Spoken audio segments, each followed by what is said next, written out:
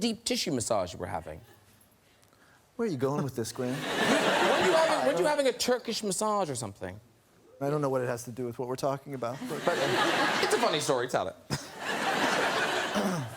I had an awful experience having a Turkish massage where this guy's idea of massage was to, like, take my one leg and the other arm and try and connect it behind my back. And I was kind of like, you know, like that. And then well, his belly went in my mouth. It was like a little Borat moment. And you know when you get something weird in your mouth and you're like, if you're eating something, you go like, your brain sends your tongue to figure out what it is? It's not a conscious thought, it's just like, is that a bone? Figure that out. Your tongue goes in to figure it out. My tongue was like, what is that? It's a hairy belly. Sounds like you're heading off a newspaper story. Now, Amelia Clark, did you get to Yes. chat with everyone backstage? The Spice Girls have over you. Is this real? Yes, it's real. And I just feel like I've been talking more about the Spice Girls on this press tour than I have about the movie. That's because you wept. You wept in Australia. Weep. I know, I wept. Did you really weep? I really did. But now, which one was talking to you? Mel B. And was she really talking to you, or was it a message? No, it was a video message on an iPad. And that made you cry? Yes. What, were you jet-lagged? Yes. But I also, you do understand, because we're in the UK. Yeah. I was a fiend. I was obsessed with the Spice Girls. And they taught me about girl power. And I love them. I think they're fantastic. And What's the song? There's so many, Jamie. There's so many. Those are the ones. Spice up your life. Every boy and every girl. Spice up your life. Hey! There's so many, and they're so fantastic. And today on the radio, Mel C talked to me over Skype. Oh, wow. So it's really very exciting. Okay, now, who would you say is your favourite Spice Girl? I watched it the first season, and then I kind of fell out of it, and then I tried to watch it this season. That's okay. And I don't know That's what's okay. going on. I can't keep up. I feel There's so lots bad. of stuff going on. There's so Yeah. much going on. There is. There really is. But it's okay. It's all right. First season. No, it's season 6 now. It's season 6. And it's bigger than ever. Yeah. Whose laugh is that? That seriously sounds like a chicken I thought it has was been a released into the studio. They can't be. Is that I thought it was going to stop because I thought there was a mechanical fault with something. But that's a human being. Oh, it's that man there. All right, well, I'm glad you're having a nice time. Yuck it up. I will. I will no, so watch, I see- promise. I know, I know. I do have one slight request from you, though. What's that? So would you be able to ask me how I'm doing? Oh, yes, do that. You can say no. Everyone will hate you, but you can say no. Yeah. No. Yes.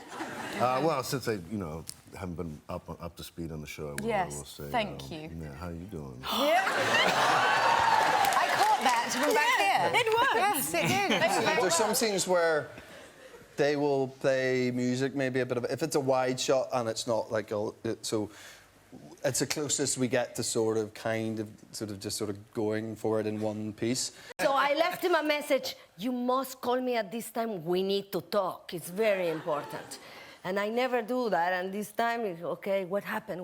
And I said, listen, I feel so terrible, I don't know how to say this to you, and I know this is not gonna go down well, and I'm really nervous, and please, have mercy on me, have patience, be understanding.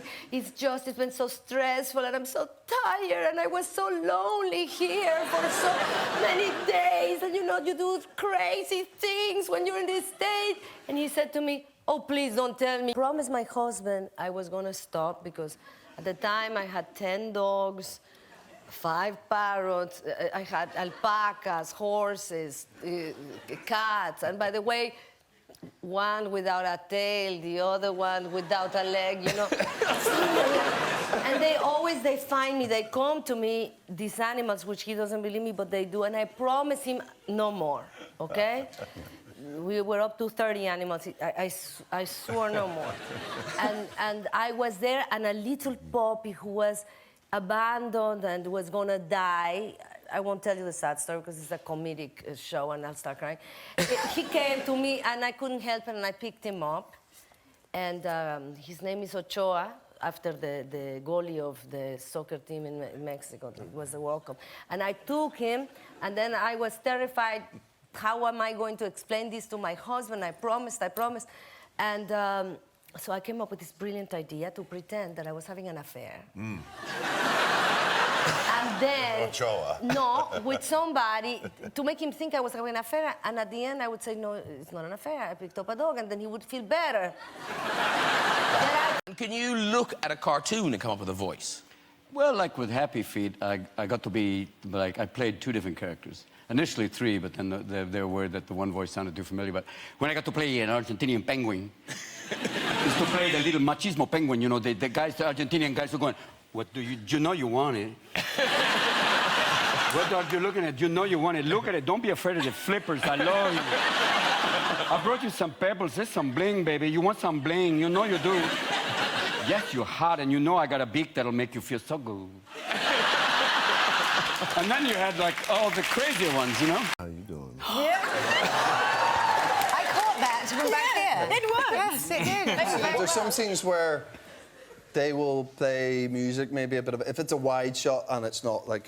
So it's the closest we get to sort of going for it in one piece. And they'll play music or something. And my temptation is always just to try to make Dakota laugh. So sometimes I'll do things like when there's a moment where I'm meant to, you know, orgasm, I'll be like, doo-doo-doo-doo-doo. See, people do that. Wait, which, by the way, if they don't, they should. Because it's like a Ryanair flight. When a Ryanair flight lands, it goes, doo-doo-doo-doo-doo. So, yeah.